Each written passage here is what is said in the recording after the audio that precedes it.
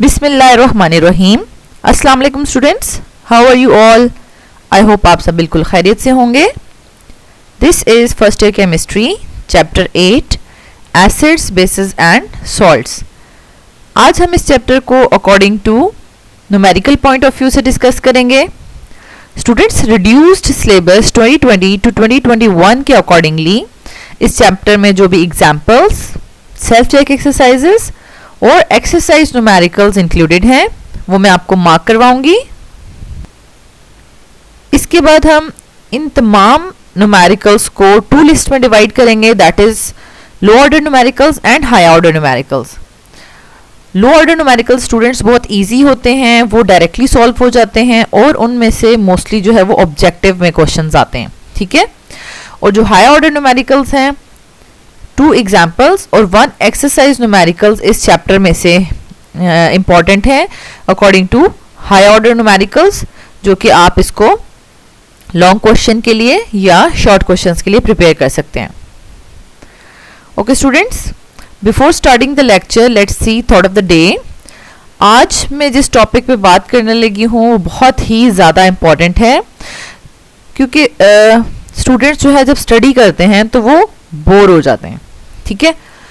तो मतलब उनको उताहट होने लगती है, वो कहते हैं हम पढ़ना चाहते हैं लेकिन हम बहुत ज़्यादा आवर्स जो है ना कॉन्टिन्यूसली पढ़ नहीं सकते।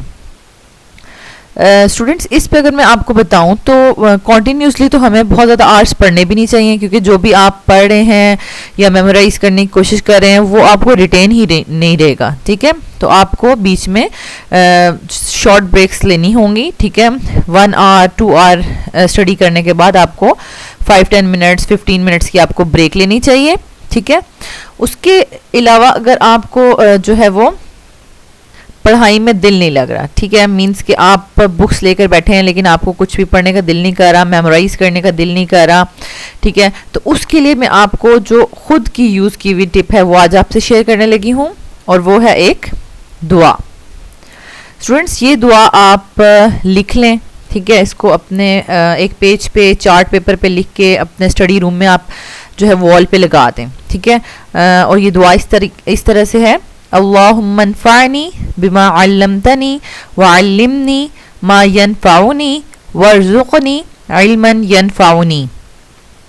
और इसका तर्जुमा भी बहुत ही प्यारा है माशाल्लाह। ए अल्लाह, आपने मुझे जो कुछ सिखाया है इसमें मुझे नफ़ा बख्शें और मुझे मुफीद इल्म सिखाएं और मुझे ऐसा इल्म मुहैया करें जिससे मुझे फ़ायदा होगा। तो स्टूडेंट्स, ये मैं ख़ुद इसको हमेशा ड्यूरिंग माय स्टडी लाइफ मैंने इसको बहुत ज़्यादा पढ़ा है, और इसके पढ़ने से जो है वो मेरी जो पढ़ाई की तरफ जो उकताहट होती है या दिल नहीं करता ज़्यादा आवर्स बैठ के पढ़ने का, वो चीज़ ख़त्म हो गई थी। मैं बहुत ज़्यादा लॉन्ग टाइम के लिए भी बैठकर पढ़ सकती थी, ठीक है। तो अल्लाह ताला आपके लिए बहुत आसानियाँ पैदा करें, तो इसको आपने अपनी रूटीन में शामिल करना है। Let's start the lecture today. According to the reduce syllabus 2020 to 2021 जो एग्जाम्पल्स इस चैप्टर में इंक्लूडेड हैं वो हैं 8.1, 2, 3, 6, 7, 8, 9 एंड 10। स्टूडेंट्स, ये जो आपकी बुक का रिवाइज्ड एडिशन है जुलाई 2020 का, उसमें प्रिंटिंग में कुछ मिस्टेक है, तो यहाँ से आपको जो है वो 4 और 5 एग्जाम्पल्स मिसिंग लग रही हैं, ठीक है। तो वो प्रिंटिंग में ही मिस हैं, ठीक है। मतलब 8.1, 2, 3 के बाद 6 एग्जाम्पल है, तो बुक में जो प्रिंट था वही मैंने यहाँ पर लिखा है। तो इन एग्जाम्पल्स को अगर हम डिवाइड करें टू लिस्ट में, लो ऑर्डर न्यूमेरिकल्स और हाई ऑर्डर न्यूमेरिकल्स में, तो वो इस तरीके से डिवाइड हो जाती हैं।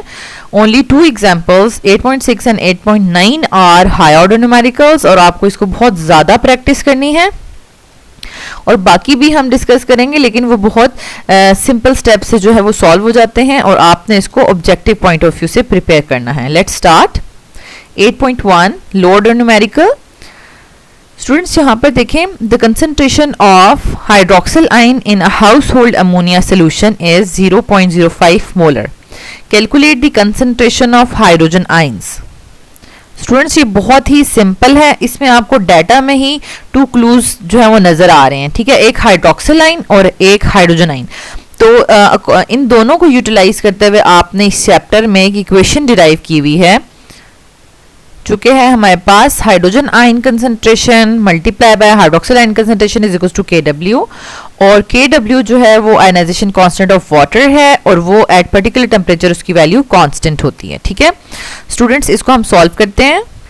अब हमें यहाँ पर हाइड्रोक्सिल की कंसंट्रेशन गिवन है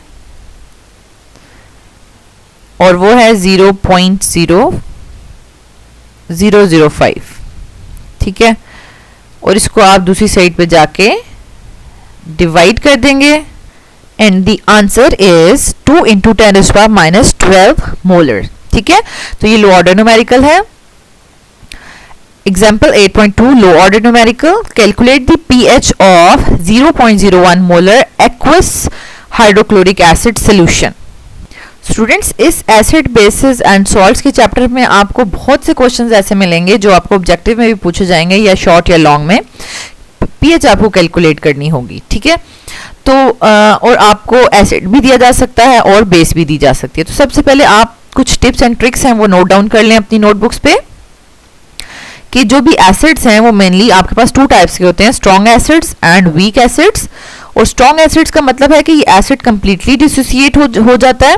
ठीक है, जब आप इसको सोल्यूशन में रखते हैं ना, ठीक है, फॉर एग्जांपल हमारे पास HCl है और ये कंप्लीटली अपने आयंस में डिसोसिएट हो जाता है। ठीक है, तो ये गुड एसिड होता है जो हमें बहुत ज़्यादा अमाउंट जो है वो हाइड्रोजन आयंस की प्रोवाइड करे। वीक एसिड जो है वो बहुत कम डिसोसिएट होता है, मीन्स कि अगर हमारे पास हाइड्रोजन फ्लोराइड है, ये बहुत वीक एसिड है, तो इसकी तो पहली बात है कि बहुत कम अमाउंट जो है वो कन्वर्ट होती है आयंस में, और अगर कुछ हो भी जाती है तो वो दोबारा से रिवर्स भी जाती है। ठीक है, कुछ आयंस बनते हैं वो दोबारा से रिवर्स जाते हैं, फिर कुछ मॉलिक्यूल्स ब्रेक करते हैं, तो ये इक्विलिब्रियम की पोजीशन यहाँ पर आ जाती है और मेनली हमारे पास एसिड ही प्रेजेंट होता है। ठीक है, सिर्फ 1 या 2 मॉलिक्यूल्स आप कह लें जो आयंस की फॉर्म में यहाँ पर प्रेजेंट होते हैं। ठीक है, तो अब हमारे पास जो कंप्लीट डिसोसिएशन होगी जिन एसिड्स की, वो भी आगे 2 टाइप्स के होते हैं, मोनोप्रोटिक एंड पॉलीप्रोटिक। जैसे कि हमारे पास अगर HCl है, इसमें एक ही प्रोटॉन है, और हमारे पास सल्फ्यूरिक एसिड है, इसमें मोर देन 1 प्रोटॉन है। ठीक है, और वीक एसिड्स को भी आगे हम 2 में डिवाइड कर सकते हैं। ठीक है, मोनोप्रोटिक जो कि हमें 1 प्रोटॉन देगा। ठीक है, और पॉलीप्रोटिक का मतलब है कि जो हमें मोर देन 1 प्रोटॉन्स प्रोवाइड कर सकता है, जैसे कार्बोनिक एसिड, ये भी एक वीक एसिड है। तो स्टूडेंट्स, इनको सॉल्व करने का मेथड डिफरेंट है। स्ट्रॉन्ग एसिड जो है वो, अगर उसमें आपको एसिड की कंसंट्रेशन गिवन है, एसिड की कंसंट्रेशन मोलैरिटी गिवन है, तो आप डायरेक्टली एक इक्वेशन लिखकर हाइड्रोजन आयन की कंसंट्रेशन फाइंड आउट कर सकते हैं और उससे आप पीएच फाइंड आउट कर सकते हैं। ठीक है, लेकिन वीक एसिड्स के केस में ऐसा नहीं होता। वीक एसिड्स में आपको जो इक्वेशन लिखनी है वो रिवर्सिबल फॉर्म में लिखनी है, और जो केमिकल इक्विलिब्रियम के क्वेश्चंस हैं उस तरीके से उनको सॉल्व करते हुए आपने आंसर फाइंड आउट करना है। तो इसको हम देखते हैं। सबसे पहले हम हाइड्रोक्लोरिक एसिड की इक्वेशन लिख लेते हैं स्टूडेंट्स। यहाँ पर हमारे पास हाइड्रोक्लोरिक एसिड कंप्लीटली आयनाइज होता है, इसलिए हम इसको 1 हेडेड एरो के साथ लिखेंगे। ठीक है, और इसको आप H पॉजिटिव और Cl नेगेटिव में लिख सकते हैं। ठीक है, ये in the presence of water ionise होता है। और अब हमारे पास जो मोलैरिटी गिवन है, वो मोलैरिटी कितनी गिवन है, 0.001 मोलर HCl जो है वो हाइड्रोजन आयन की कितनी मोल्स प्रोड्यूस करेगा, 0.001 मोलर ही प्रोड्यूस करेगा। क्यों? क्योंकि ये बैलेंस्ड इक्वेशन हमें बता रही है कि 1 mole of HCl 1 mole of proton he produce कर रहे हैं। ठीक है, तो इसलिए इसकी जितने मोलैरिटी होगी उतनी मोलैरिटी की जो है वो कंसंट्रेशन की हमारे पास हाइड्रोजन आयंस प्रोड्यूस हो जाएंगे। अब हमारे पास यहाँ पर जो है वो हाइड्रोजन आयन की कंसंट्रेशन आ गई है। अब हम इसकी पीएच इजीली फाइंड आउट कर सकते हैं, negative log of hydrogen ion concentration, और हम यहाँ पर पुट कर देते हैं 0.001 and the answer is 3। Okay students, तो ये इस तरीके से हमने इसको सॉल्व किया है। Next example is 8.3 low order numerical है। ये भी calculate the pH of 0.062 molar sodium hydroxide solution. तो स्टूडेंट्स अगर आपको बेस दी हुई है, ठीक है, तो आप डायरेक्टली पीएच तो फाइंड आउट नहीं कर सकते, ठीक है। इसका सबसे पहले आपने पीओएच फाइंड आउट करना है और उसके बाद आपने पीएच फाइंड आउट करना है, ठीक है। तो हमने जब पीओएच फाइंड आउट करना है तो इसका मतलब है हमें ओएच आइंस की हमें मोलर कंसंट्रेशन रिक्वायर है, ठीक है। और वो हम किस तरीके से करेंगे, सबसे पहले हम देखेंगे बेस, ठीक है, कि हमारे पास जो बेस है वो गुड बेस है, स्ट्रॉन्ग बेस है या वीक बेस है। तो ये स्ट्रॉन्ग बेस है, ये भी कंप्लीटली हमारे पास कैटाइंस और एनाइंस में कन्वर्ट हो जाएगी और मैक्सिमम हाइड्रोक्सिल आइंस प्रोड्यूस करेगी, ठीक है। इस लिहाज से ये भी जो है वो हमारे पास बैलेंस केमिकल इक्वेशन क्या बता रही है, 1 mole of base 1 mole of hydroxyl ion he produce कर रहे हैं। सो स्टूडेंट्स हमारे पास यहाँ पर 0.062 मोलर अगर बेस है तो हाइड्रोक्सिल आयन की कंसंट्रेशन भी हमारे पास 0.062 ही है, ठीक है। अब हम इसमें जो है वो पुट करते हैं POH is equals to negative log of hydroxyl ion concentration और वो हमारे पास है 0.062 एंड द आंसर इज 1.21। स्टूडेंट्स ये पीएच फाइंड आउट हुई है। अब हमने यहाँ पर सॉरी पीओएच फाइंड आउट हुई है, अब हमने पीएच फाइंड आउट करनी है। स्टूडेंट्स पीएच और पीओएच जो है वो हमारे पास 14 के इक्वल होते हैं। अब हमें पीएच पता चल गई, पीओएच पता चल गया, अब हमने पीएच फाइंड आउट करनी है। तो हम 14 में से पीओएच माइनस कर देते हैं, 14 minus 1.21 and the answer is 12.79। तो ये है स्टूडेंट्स हमारे पास सोडियम हाइड्रोक्साइड सॉल्यूशन की पीएच, ठीक है। तो आपने इसको प्रॉपरली सॉल्व करना है। जो पीएच जो है वो डायरेक्टली सॉल्व नहीं हो सकती, पहले पीओएच होगी सॉल्व और देन पीएच सॉल्व होगी, okay. Next example is 8.6। Students ये हमारे पास हाई ऑर्डर न्यूमेरिकल है और ये मोस्टली एग्जाम्स में पूछा जाता है। Calculate the concentration of hydrogen ions of a solution that contains 1 molar hydrogen fluoride. तो ये भी कुछ स्टूडेंट्स को लगता है कि ये भी तो सिंपल है कि हमारे पास हाइड्रोजन फ्लोराइड है और वो डिसोसिएट हो रहा है और हाइड्रोजन आयंस और फ्लोराइड आयंस प्रोड्यूस कर रहा है। तो अब हाइड्रोजन आयंस की कंसंट्रेशन जो है अगर इसकी 1 है तो इसकी भी 1 ही होगी, लेकिन ये रॉन्ग है, ऐसा नहीं है, क्योंकि ये आपके पास स्ट्रॉन्ग एसिड नहीं है, ये आपके पास वीक एसिड है। तो हाइड्रोजन आयन की कंसंट्रेशन इतना इजीली फाइंड आउट नहीं हो सकती। Let's solve it. स्टूडेंट्स यहाँ पर हम इक्वेशन लिखेंगे हाइड्रोजन फ्लोराइड की, लेकिन सिंपल वन हेडेड एरो के साथ नहीं लिखेंगे, यहाँ पर हम रिवर्सिबल एरो यहाँ पर शो करेंगे, ठीक है। और यहाँ पर हमने इसको लिख दिया। अब यहाँ पर होता क्या है कि ज़्यादा अमाउंट जो है वो एसिड की होती है, बहुत कम अमाउंट आयंस की होती है, ओके।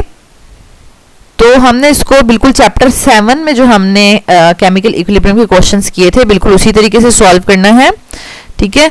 तो स्टार्ट में हमने इनिशियल कंसंट्रेशन लिखनी है, ठीक है। इनिशियल कंसंट्रेशन स्टार्ट में कितनी है इसकी 1 मोलर, ठीक है। 1 मोलर ये गिवन है और इनिशियली हम ये कंसिडर करते हैं कि हमारे पास आयंस नहीं बने हुए, ठीक है। और फिर हम जब फाइनल या हम कहते हैं इक्विलिब्रियम कंसंट्रेशन की बात करते हैं, जब इक्विलिब्रियम अचीव हो जाता है, ठीक है, तो उस पे हमारे पास कुछ ना कुछ अमाउंट आयंस की बन जाएगी, ठीक है। और जो ऑलरेडी हमारे पास हाइड्रोजन फ्लोराइड प्रेजेंट है, ठीक है, 1 मोलर, उसमें से उसकी कुछ ना कुछ अमाउंट जो है वो रिमूव हो जाएगी। तो वो कितना रिमूव हो रहा है, अब हमने x जो है वो कितना रिमूव होगा, क्या 1x 2x रिमूव होगा या 1 या 2x बनेंगे, वो कहाँ से पता चलेगा। तो स्टूडेंट्स वो यहाँ पर कोएफिशिएंट्स जो हैं वो आपको बताते हैं। तो अभी यहाँ पर इक्वेशन में तमाम कोएफिशिएंट्स 1 हैं, ठीक है। तो इसलिए आपके पास ये जो तमाम वैल्यूज हैं x की ये 1 ही होंगी। ओके स्टूडेंट्स, अब हम यहाँ पर इसका इक्विलिब्रियम कांस्टेंट एक्सप्रेशन लिखेंगे। ये एसिड हम यूज कर रहे हैं इसलिए हम के a लिख देंगे, ठीक है। और प्रोडक्ट ओवर रिएक्टेंट्स, तो प्रोडक्ट में हमारे पास x है और रिएक्टेंट्स में 1 ओवर x है, ठीक है। तो हम इसको लिखते हैं प्रोडक्ट ओवर रिएक्टेंट्स। तो स्टूडेंट्स अब हमारे पास ये हो जाएगा x स्क्वायर डिवाइडेड बाय, अब 1 ओवर x जो है इसमें हम x की अमाउंट बहुत ही कम कंसिडर करते हैं, क्योंकि हम ये कंसिडर करते हैं कि ये बहुत वीक एसिड है, तो बहुत ही कम अमाउंट जो है वो इसमें से डिसोसिएट हुई होगी, ठीक है, जो कि 0.0001 के इक्वल है। तो इसको हम निगलेक्ट कर देते हैं, दैट्स वाई हम यहाँ पर सिर्फ 1 माइनस एक्स को 1 के इक्वल ही कंसिडर करते हैं, ठीक है। अब हमारे पास हम इसको सॉल्व कर लेंगे। स्टूडेंट्स यहाँ पर हमने के ए की वैल्यू गिवन थी और वो हमने पुट कर दी, ठीक है, और उसको स्क्वायर रूट लेके उसको सॉल्व कर दिया। तो स्टूडेंट्स यहाँ पर आप देख सकते हैं ये जो है वो हाई ऑर्डर न्यूमेरिकल इसलिए है क्योंकि स्टूडेंट्स इसको हमने एक केमिकल इक्विलिब्रियम का जो मेथड था कि हमने इसको रिवर्सिबल रिएक्शन कंसिडर किया और इनिशियल और कंसंट्रेशंस और इक्विलिब्रियम कंसंट्रेशंस के अकॉर्डिंगली हमने इसको जो है वो x की वैल्यू फाइंड आउट की और x की वैल्यू ही हमारे पास हाइड्रोजन आयन की कंसंट्रेशन के इक्वल थी, ठीक है। तो ये डायरेक्टली सॉल्व नहीं हो सकता, इसलिए आपने इसकी बहुत ज़्यादा प्रैक्टिस करनी है। Next is example 8.7 and this is low order numerical. The pKa of acetic acid at 25 degree centigrade is 4.76. Calculate the pKb of the conjugate base of the acetic acid. तो स्टूडेंट्स यहाँ पर हमारे पास जो Ka या Kb होता है, ठीक है, Ka एसिड डिसोसिएशन कांस्टेंट होता है और Kb जो है वो बेस डिसोसिएशन कांस्टेंट होता है। तो जितना अच्छा और स्ट्रॉन्ग एसिड होगा Ka की वैल्यू ज़्यादा होगी, लेकिन अगर हम इसका नेगेटिव लॉग ले लें तो हमारे पास एक वैल्यू हो जाती है pKa, ठीक है। तो स्ट्रॉन्ग एसिड के लिए Ka की वैल्यू हाई होगी, ठीक है, एंड pKa की वैल्यू जो है वो लो होगी, ठीक है। इसी तरीके से हम बेस के लिए भी करेंगे। यहाँ पर आपने कॉन्जुगेट बेस का वर्ड देखा है, कॉन्जुगेट बेस क्या होती है, तो उसको भी आप अंडरस्टैंड कर सकते हैं कि एक एसिड और बेस आपस में जब रिएक्ट करते हैं तो वो conjugate acid and conjugate base में कन्वर्ट होते हैं, ठीक है। और वो होता कैसे है कि एसिड अपना प्रोटॉन रिमूव करने के बाद, क्योंकि एसिड की प्रॉपर्टी होती है कि वो प्रोटॉन डोनेट करता है, प्रोटॉन डोनेट करने के बाद कॉन्जुगेट बेस में कन्वर्ट होता है और बेस जो है वो अपना एक प्रोटॉन एक्सेप्ट करने के बाद, ठीक है, गेन करने के बाद जो है वो कॉन्जुगेट एसिड में कन्वर्ट होती है, ठीक है। तो यहाँ पर हमारे पास एसिटिक एसिड है, उसका pKa दिया हुआ है, तो उसकी जो एसिटिक एसिड की कॉन्जुगेट बेस होगी उसका हमें pKb फाइंड आउट करना है, ठीक है। तो स्टूडेंट्स जैसे कि pH और POH 14 के इक्वल होते हैं, इसी तरीके से pKa एंड pKb भी 14 के इक्वल होते हैं, ठीक है। तो यहाँ पे हमें pKa of the acid given है, ठीक है, और वो है 4.76 एंड हमें pKb फाइंड आउट करना है। और अब हम इसको फाइंड आउट कर लेते हैं। pKb is equals to 14 minus 4.76 and the answer is 9.24. Next is example 8.8. ये भी लो ऑर्डर न्यूमेरिकल है students. pKb of the pyridine एक बेस है, ठीक है, उसका pKb वैल्यू गिवन है 25 डिग्री सेंटीग्रेड पे 8.25। Calculate the pKa of the conjugate acid of pyridine, ठीक है। इसको भी उसी तरीके से सॉल्व करना है स्टूडेंट्स। यहाँ पर हमें pKa और pKb की इक्वेशन लिख ली है, ठीक है, और हमें pKb गिवन है, ठीक है, दैट इज 8.25 और अब हम p के a फाइंड आउट कर लेंगे, that is 14 minus 8.25 and the correct answer is 5.75. And the next example is 8.9, that is high order numerical